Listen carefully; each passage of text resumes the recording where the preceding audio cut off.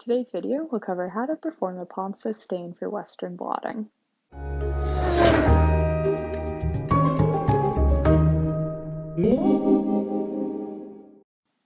Here are the materials needed to get started with the staining process. The first step is going to be to place the blot in methanol to reopen the membrane.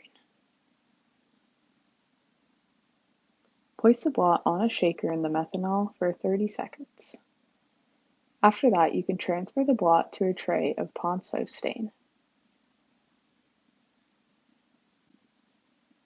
Ensure that you're using flat forceps to only grab the edges of the blot. I like to give it a little swish to make sure that the Ponceau fully covers the blot's surface. Now you can put the lid back on, and then you can put the blot on a shaker for approximately 10 minutes.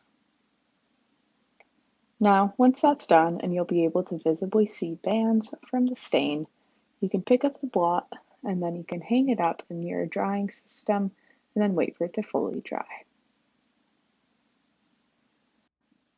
What I like to do here is just wait for the excess Ponceau to drip off so that it's not dripping all over the bench top.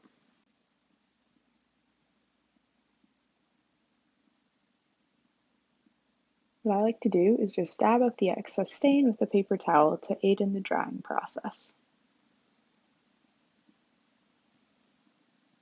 Now, you'll have to wait a little bit to let the blot fully dry, and then you can start with imaging. I'm going to be using the Syngene GeneBox Imager for this video. So first what we're going to do when we're at the imager is open the GeneSys program. Once that's open, we'll have to wait a couple seconds to have the camera connect with the imager, and once that happens, we can select manual capture. What we're going to do now is place the blot in the GeneBox. We want to pick it up carefully when it's dry and put it about center on top of the black tray. It's also important to ensure that the blot is facing front side up. Now we'll close it again and go back to the computer. Our first step is going to be to turn on the upper white light. What's that going to show us is to make sure that the blot is in view. Now we're going to select auto capture and wait for the blot to do its auto exposure process. And when that's finished, we'll get a nice image like this. Now what we can do is select Save As, and you should save it as a TIFF file at 300 dpi.